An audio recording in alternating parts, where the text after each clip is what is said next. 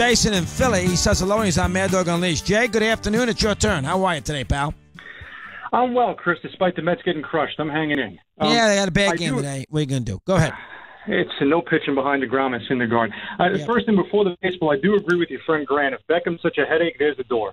As a Giant, I'm in the minority with him as a Giants fan, but if he's that much about himself, he could take. Well, this is a huge year for him. He's going to have to, watch his P's and Q's. People are down on him.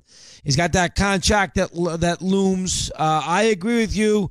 It's a make or break year for him, more off the field than on. You're right about that. Go ahead. Number two. With the baseball, with the Bellinger thing, Chris, number two, I completely agree with you. I think the fact that he disobeyed the manager is ridiculous. I do think he probably is a brat.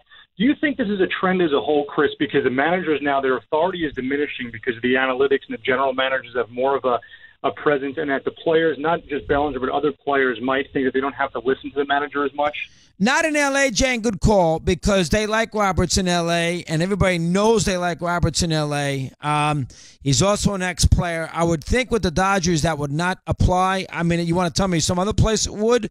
I could buy that, but not in L.A., because the front office has done everything in its power to show support for him, so that would be the issue there. Michael in New Canaan, or was that North Carolina? North Carolina, and he's with us here on Mad Dog Unleashed. Mike, good afternoon. How are you today, pal? Yeah, I'm doing good, Chris. Listen, when it comes to the history of sports, there's no one better than you, and I love hearing your interviews. Thank you very much for that. But the reason I'm calling is two things. First of all, I've been fortunate enough to play hockey at every level, and the atmosphere in hockey team locker rooms is completely different than it is in baseball and football and anything else. Even the greatest stars still put their skates on in the same locker room that I did. There was no special treatment. They may have gotten into the trainer's room first, but these guys are brothers. They're just completely for each other. The second thing is Larry King. Have you ever heard of RT-TV on cable? Yeah, I see him on there. I'm familiar with it. He's on there a lot. I watch it. I've seen him 4 or 5 times. So, yes, I am familiar with it. Go ahead. Yeah, I mean, a guy's got a right to make money and do whatever he has to do, but to be on an arm of the Kremlin, a propaganda arm of the Kremlin. Is that what that is? I don't even know. That's what that is? That's an arm of the Kremlin, that channel? I mean, it's a propaganda channel for Russia, for Russian television, and they put down the U.S. on a regular basis.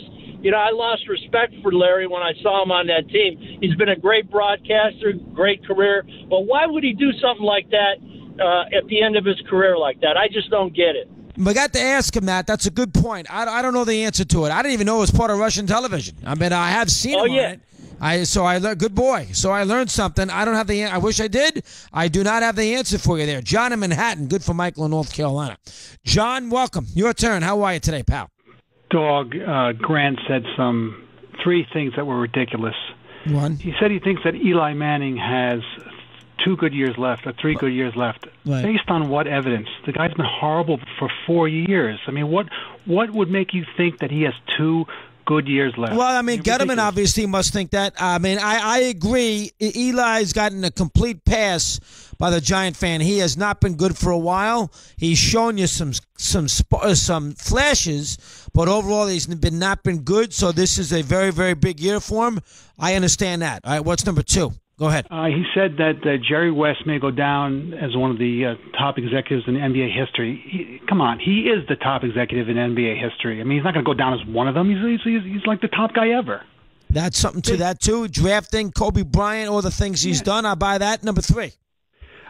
He talked about David Fizdale. He said it doesn't matter who the coach of the Knicks is. He's absolutely right about that. But he's not understanding the nature of the NBA. It doesn't matter who anybody drafts, who anybody coaches. You have 3 teams only every year that can win the championship. If you don't have 2 or top 3 players on your team at one time, you have no chance. The rest of the league is irrelevant. I love the NBA playoffs, but look, did you not know that it was going to be Houston and Golden State and Boston and Cleveland?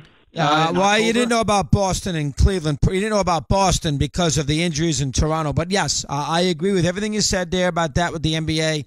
I go the other way. I'm not wrapped up on personality. I'm not wrapped up on how Paul George and Westbrook get along in Oklahoma City. I'm about the games themselves and the competitive aspects of it. And the regular season to me is a complete waste of time if we could have predicted months ago that Golden State was going to win a championship. And we could have, and they will. So there you go. We continue here on Mad Dog Unleashed. We're back after this.